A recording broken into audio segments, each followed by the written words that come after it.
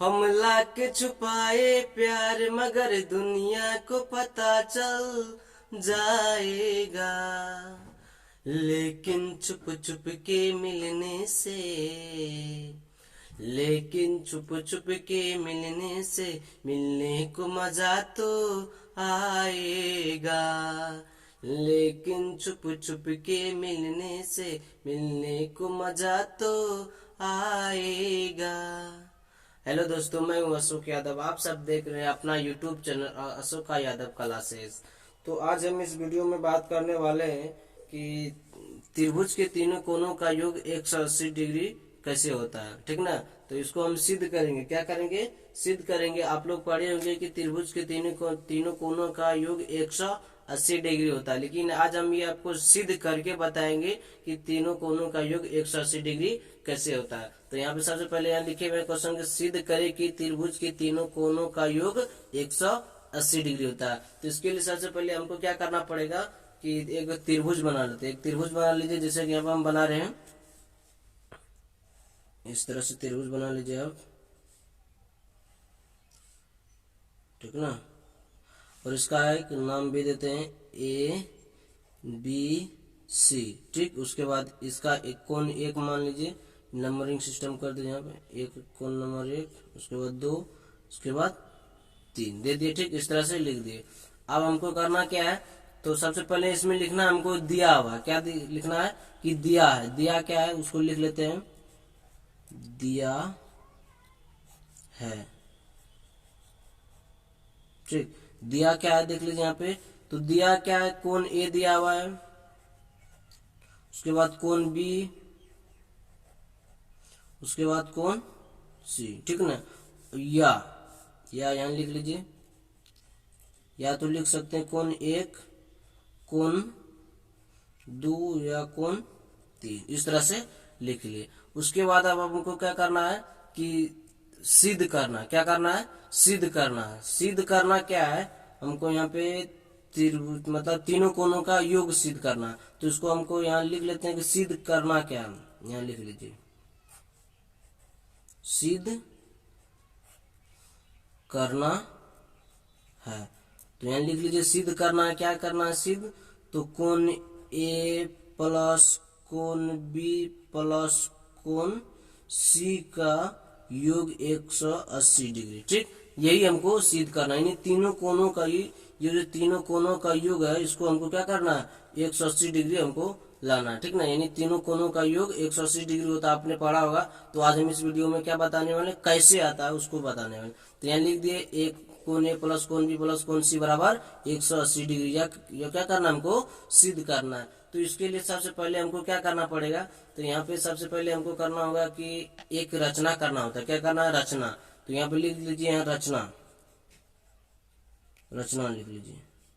रचना में क्या होगा कि हमको ये जो BC भुजा देख रहे हैं, या कोई भुजा के एक समांतर भुजा हमको खींचना होगा। या तो AB के समांतर खींचना होगा, या तो AC के, या तो BC के समांतर। कोई एक भुजा के समांतर रेखा हमको खींच देना। तो यहाँ पे देख रहे हैं हम BC के समांतर एक भुजा क्या हो सकता है? शीर्ष A पर एक रेखा हम खींच लेते हैं। देख लीजिए, शीर्ष A यही हुआ। उसके बाद इसके ऊपर हम एक रेखा खींच दिए। उसके बाद ये रेखा देख सकते हैं यहाँ पे BC के समांतर है। समांतर रेखा आप लोग पढ़े होंगे, यानी कि वैसी रेखा जो आपस में कभी नहीं मिले, यानी कि वह हमेशा क्या रहेगा? एकदम एक समान दूरी पर रहेगा, और हमेशा वह क्या रहेगा? जुदा रहेगा। क्या रहेगा? जुदा रहेगा। बिछड़ गए हैं तुमसे सनम, वही होगा इसमें। ठीक ना। यानी कि यह हमेशा एक दूसरे से जुदाई रहेगा। ठीक ना। तो वही होता है समांतर रेखा। तो यहाँ पे देख लीजिए, आप क्या किए? BC के समांतर क्या किए? BC के समांतर एक रेखा किए, खींचे। तो ये रेखा को क्या, रेखा का नाम दे दीजिए DE। ठीक। DE दे दिए। उसके बाद आप क्या करना, इसको लिख लीजिए, BC के समांतर क्या किए? DE। क्या? DE एक रेखा खींचे। ठीक ना। क्या किए? BC के समांतर DE खींचा। ठीक ना। हो गया। उसके बाद देखिए यहाँ पे हो गया। उसके बाद हमको क्या आता है, यहाँ पे देखिए क्या हमको कुछ एक चीज और आ रहा है।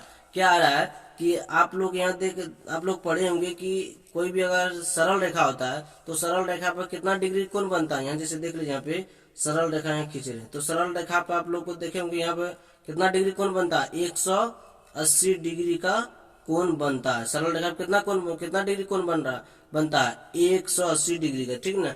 तो वही यहाँ पे देखिए ये आपको डी एक सरल रेखा हुआ, ठीक। उसके बाद देखिए यहाँ पर ये 3 गो कोण का निर्माण हो रहा है, एक कोण यहाँ, एक कोण ये, एक कोण ये, ठीक है। तो इसमें हमको 3 कोण तक आया, अब इसको यहाँ 4 दे देते हैं, यहाँ 5 दे देते हैं, ठीक ना। तो यानी कि सब का कोण का योग कितना हो सकता है, 180 डिग्री हो जाएगा। तो वही यहाँ पे लिख देते हैं, क्या लिखेंगे, ये रचने में लिखेंगे। तो लिखना है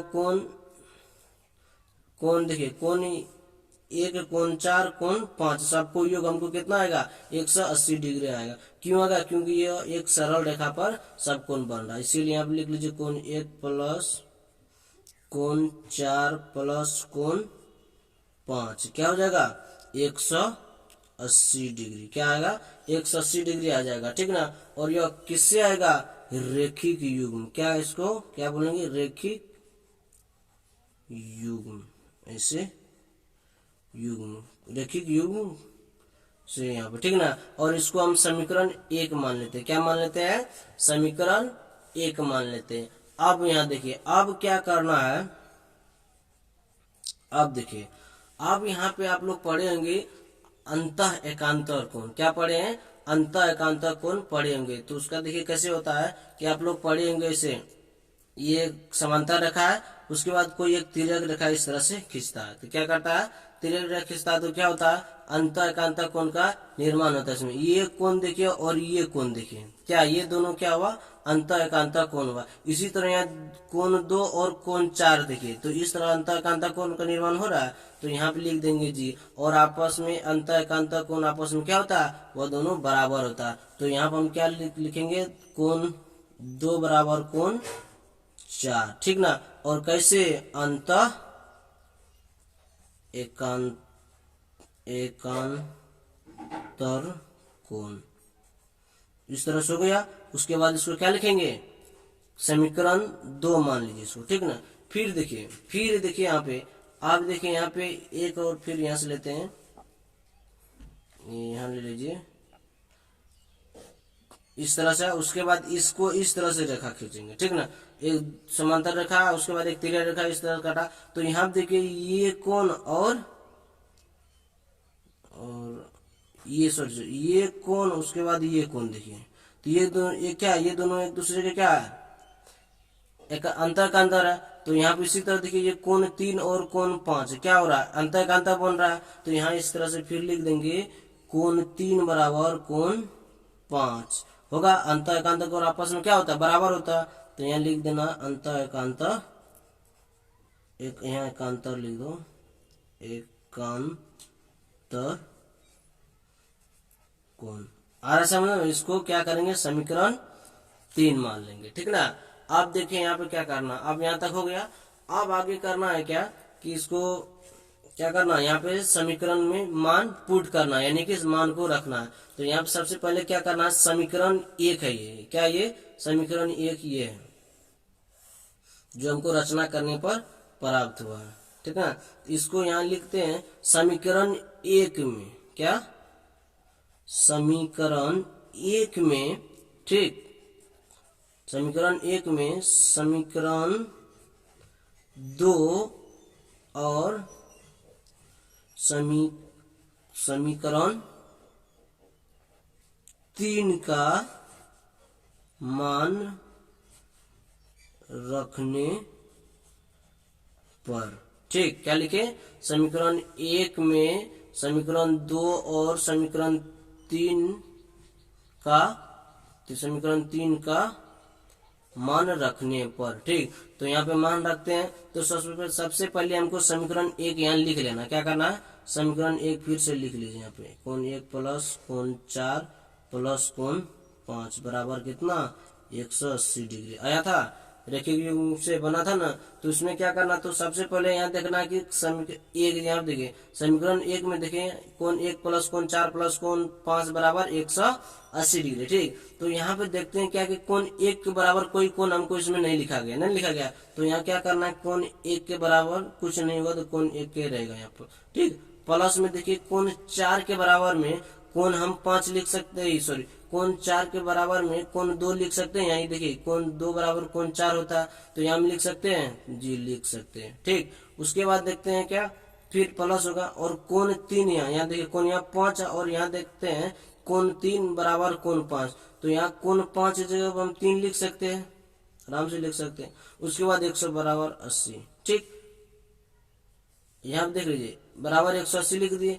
अब यहाँ देखिए क्या आ रहा है, कोण 1 प्लस कोण 2 प्लस कोण 3 बराबर 180 डिग्री। तो यहाँ देखिए कोण ये 1 2 3 क्या है, या त्रिभुज के तीनों को अंतः कोण है, त्रिभुज के पूरे अंदर का कोण बन रहा है, तो यानी कि यह क्या हुआ, त्रिभुज के तीनों कोणों का योग, यानी कि योग हमको इतना आ गया। तो यहाँ आप लिख सकते हैं प्रूव दैट, समझ गया, यानी हमारा ये सिद्ध हो गया। तो मैं आशा करता हूँ कि आप सबको यह वीडियो पसंद आया होगा। अगर आप सबको यह वीडियो पसंद आया है तो आप सब ये वीडियो को शेयर जरूर कर दीजिएगा और कमेंट एंड चैनल को सब्सक्राइब भी कर लीजिएगा और लाइक भी कर दीजिएगा।